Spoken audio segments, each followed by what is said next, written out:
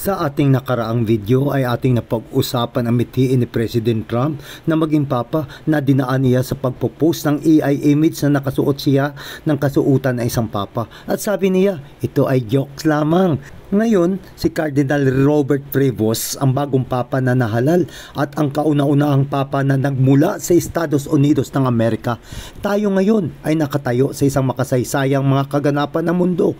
Pero bakit pinili nila ang isang Amerikano para maging papa? Hindi ba mayroong nakakaiba dito?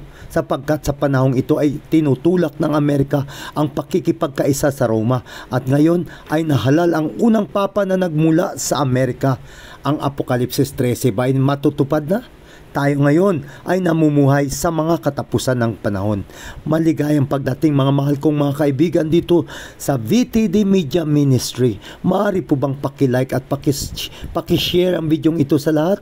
At kung bago pa lang kayo sa channel nito, maaari po bang pakisubscribe? Tara na, samahan ninyo ako sa prophetikong pangyayaring ito. Apokalipsis 13, talatang 3 at nakita ko ang isa sa kanyang mga ulo na waring sinugatan ng ikamamatay at ang kanyang sugat na ikamamatay ay gumaling at ang buong lupa ay nanggilalas sa hayop. Who the new pope is going to be. They just came out on the balcony and declared the words habeas papam. That is Latin for we have a pope. And this is a shocker, guys. He is American. That is really surprising. It is Robert Francis of Chicago, and he is going to go by the name Leo the 14th.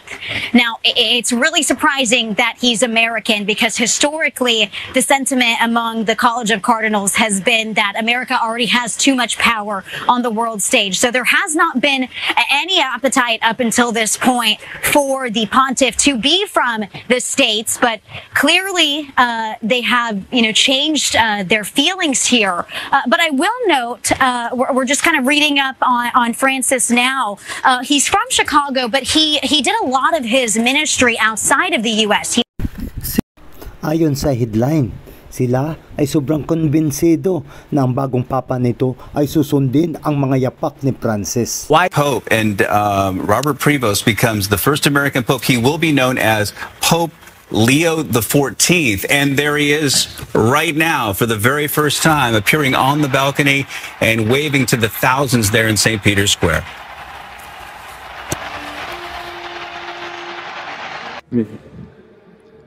Questo è il primo saluto del Cristo risorto, il buon pastore che ha dato la vita per il gregge di Dio. Anch'io vorrei che questo saluto di pace.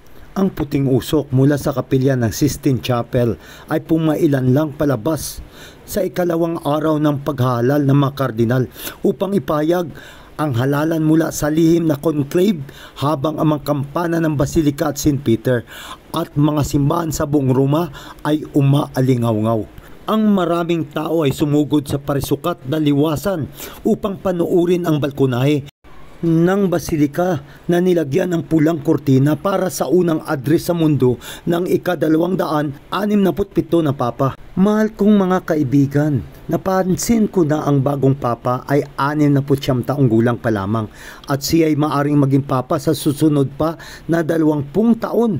Kaya may posibilidad ng Apokalipsis 13 ay matutupad na at siya ang magiging Papa na magpapatupad ng tatak ng halimaw. Sabi ng Live8News.com, binati ni President Donald Trump si Pope Leo XIV na pinangalanan ang unang Amerikanong Papa. Habang sigurado na ang pagkahalal ni Prevost bilang papa na nagbigay kasayahan sa mga Amerikano, ang kasaysayan ay nagpapahiwatig na maari siyang magpatuloy ng heterodox na posisyon ni Pope Francis. Binati ni President Donald Trump si Cardinal Robert Prevost sa pagkahalal nito bilang papa na siyang kauna-unahan sa Estados Unidos. Sipiin natin ang sinabi ni Trump noong nag-post siya sa X bilang pagbati kay Cardinal Robert Prevost na pinangalanan Papa Pio. Ay sumulat si Trump sa kanyang social media na ito ay isang karangalan na mapagtanto na siyang unang Amerikano na naging Papa. Anong excitement at napakalaking karangalan para sa ating bansa. At aking inaabangan ang pagkikita namin ni Pope Leo XIV na ito ay magiging napakamakabuluhang sandali. Today, of course, Papa Leo Robert Francis Prevost, and his middle name, coincidentally, is Francis. Pope Francis just left us. His middle name is Pope Francis. He chose the name Leo XIV. So it is a huge day for Catholics here. And just really quickly, there's an old saying about the conclave that if you enter the conclave a pope, you will leave a cardinal. And basically that means is if you're one of the favorites, and even worse, if you think you've got the deal sealed, you're going to be the next pope, chances are you're not. And so many experts, so-called religious experts, were really betting against us having an American pope. And look what happened now. They're sort of eating their words. We do have an American pope, and he brings with him fluency in Spanish, will be so important, not only here, but of course in Latin America, in many European countries. It's just a huge day. Makabuluhang ating suriin ang naiulat na suporta nito sa kaugalian ng pagpapahintulot sa diborsyo at civilly quote-unquote remarried Catholics na upang tumanggap ng banal na komunyon na walang pagsisisi. Siya ay isang kontrobersyal na kardinal. Kaibigan, si Robert Prevost ay ipinanganak sa Chicago.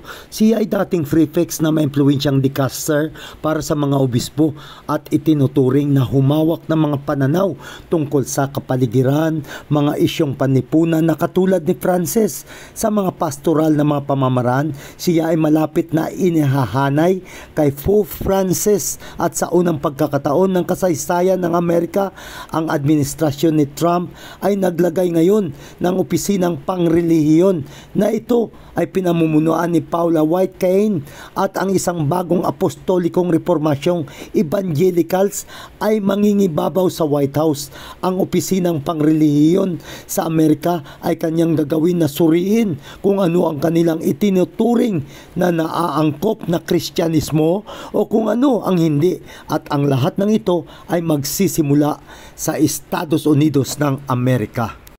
He does not put on airs. He does not put on a mask. He first came to Rome to study church law, then went to northern Peru as a missionary. He spent more than 20 years in the country, becoming a naturalized citizen. There he would rise through the ranks of the church, becoming a bishop, then called back to Rome by Pope Francis to oversee the church's bishops, bringing a global and American perspective. I am American, and I think I do have some insights into the church in the United States.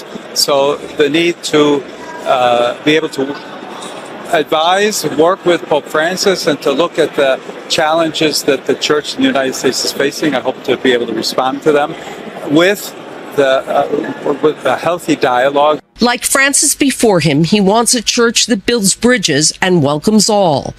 Though as a cardinal he was a prince of the church, he never saw himself that way. The bishop is not supposed to be a little prince sitting in his kingdom, but rather called authentically to be humble, to be close to the people he serves. As a cardinal, he was close to Francis. Here's what he had to say back in 2013.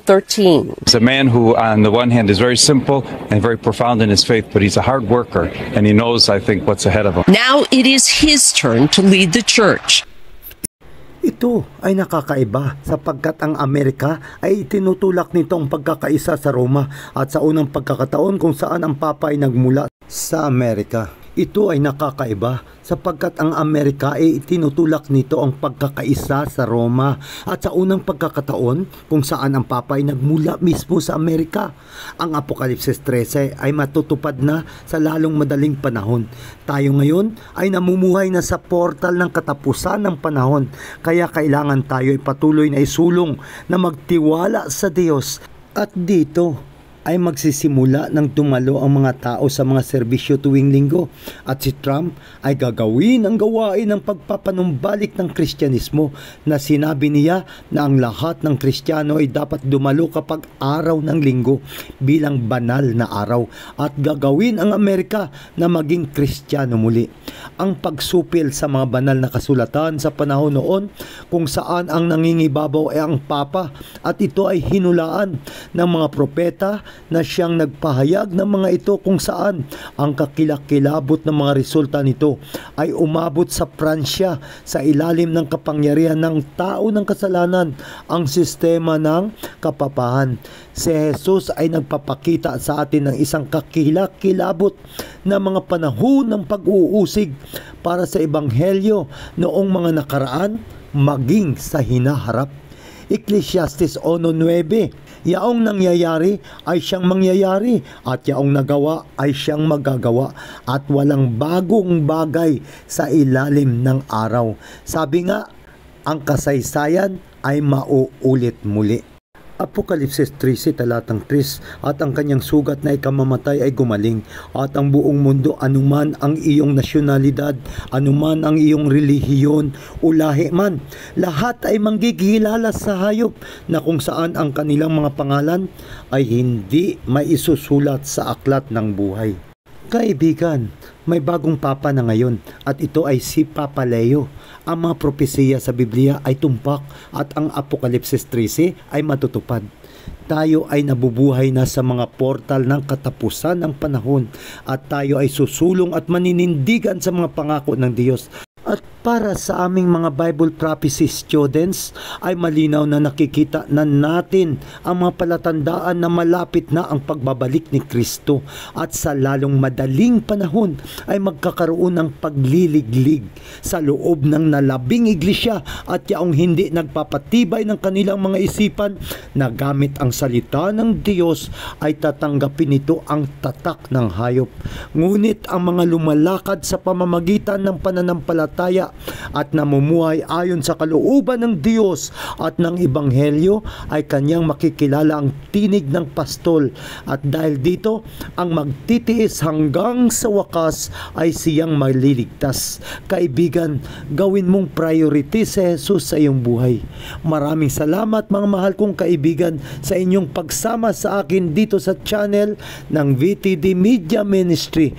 Hanggang sa muli mga mahal kong kaibigan, muli ko kayong inanyayahan na magpatuloy tayong mag-aral ng mga katotohanan dito sa programa ng mga prehistorya, propesiya at mga katotohanan na nagmula sa Biblia.